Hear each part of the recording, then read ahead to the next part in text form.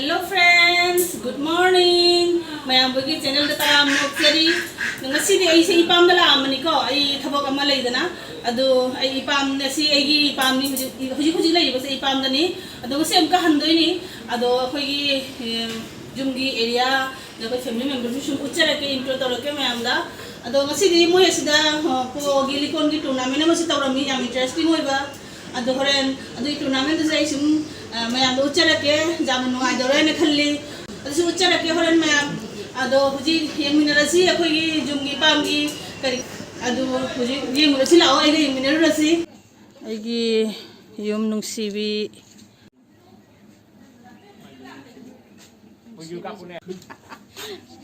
khoi gi hui sina ne lam hen bana ne migi yen chathoi ai na punna thambi he jang ai ung thin sida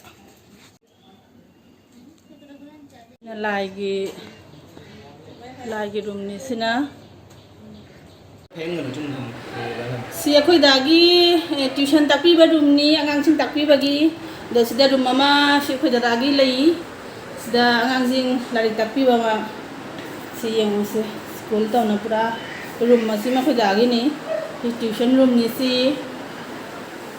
ma ki result ko na lei re si room ni ma engo se khoi dagi matan pa to me lambu je sang na sang ba si je lamin ba je sina khoi pagi room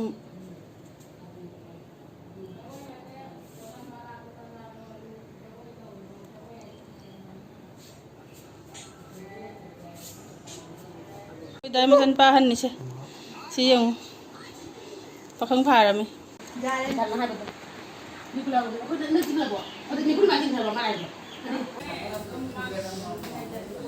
ai sina khoi magi room ni uchara ra gang hine hipam bagi yamna sai re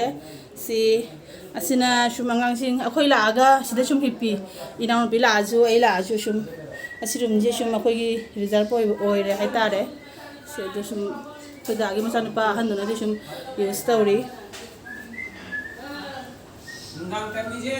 a di ara kan ni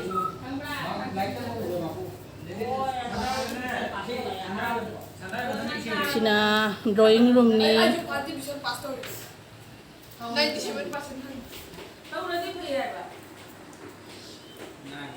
sina drawing room ni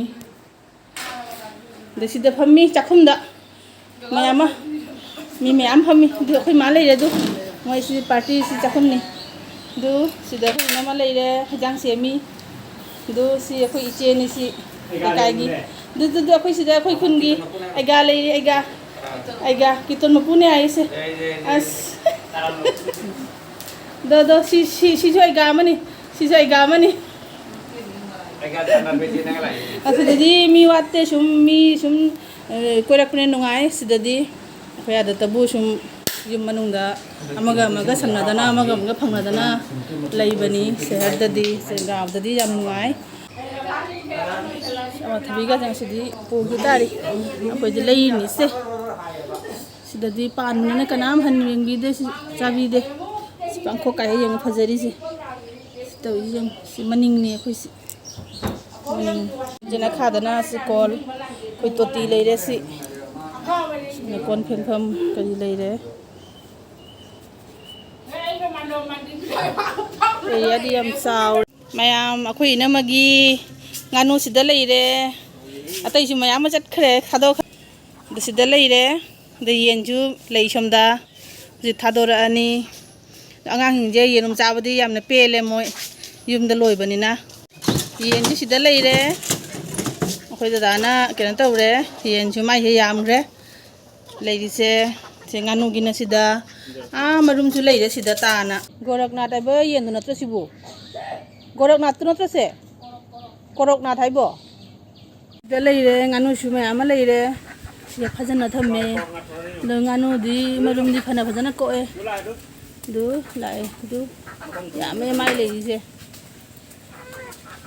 so marum ga di yon banate sum yum da cha na bagi loi bani mai se si da khoi pukhi ma cha ma ju leiri si da leire nga chu sum leine banang dre sum pukhi si dei sum phana cha re hai ja re si da pukhi ma le thana na pukhi ani na ba leiri se yam nungai si ꯑꯍꯤꯡꯕ ꯇꯛꯀ ꯇꯛꯀ ꯇꯦꯛꯄ ꯆꯥꯕꯁꯦ ꯌꯨꯝꯒꯤ ꯆꯥꯕꯁꯦ ꯑꯩꯈꯣꯏꯗꯤ ꯐꯪꯖꯗ꯭ꯔꯦ ꯑꯁ ꯃꯣꯔꯣꯛ ꯎꯕꯁꯦ ꯐꯖꯗ꯭ꯔꯥ ꯃꯣꯔꯣꯛ ꯎꯕꯁꯦ ꯌꯦꯡꯉꯣ ꯇꯧꯔꯤꯁꯦ ꯑꯁ ꯀꯥꯟꯖꯤ ꯆꯥꯕꯗꯤ ꯍꯥꯎꯔꯅꯤ ꯏꯔꯣꯟꯕ ꯍꯩꯁꯨ ꯄꯥꯜꯂꯤꯁꯤ ꯌꯦꯡꯉꯣ ꯃꯥꯏꯁꯦ ꯏꯀꯥꯏꯊꯕꯤꯁꯨ ꯍꯧꯔꯤꯌꯦ ꯇꯧꯔꯤꯁꯦ ꯏꯀꯥꯏꯊꯕꯤ ꯌꯥꯝꯗꯤ ꯌꯥꯝꯗ꯭ꯔꯦ ꯑꯗꯣ ꯄꯨꯡꯊꯣꯟꯒꯁꯨ ꯌꯥꯝ ꯄꯥꯜꯂꯤ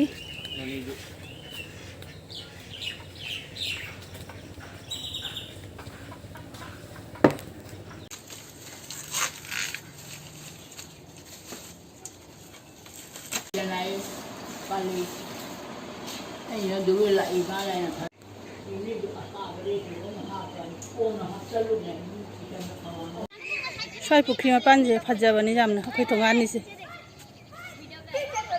ꯑꯩꯈꯣꯏ ꯊꯣꯡꯒꯥꯟꯅꯤ ꯑꯉꯥꯡꯒꯤ ꯁꯥꯟꯅꯔꯤꯁꯦ ꯌꯦꯡꯉꯣ ꯑꯁ ꯄꯨꯈ꯭ꯔꯤꯁꯤꯒ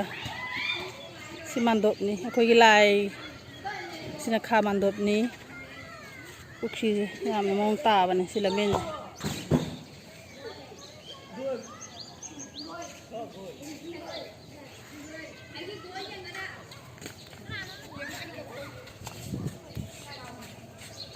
ngasi swada loisalaji horen ai likon sanabagi video dusu mayam da uccarakke bye bye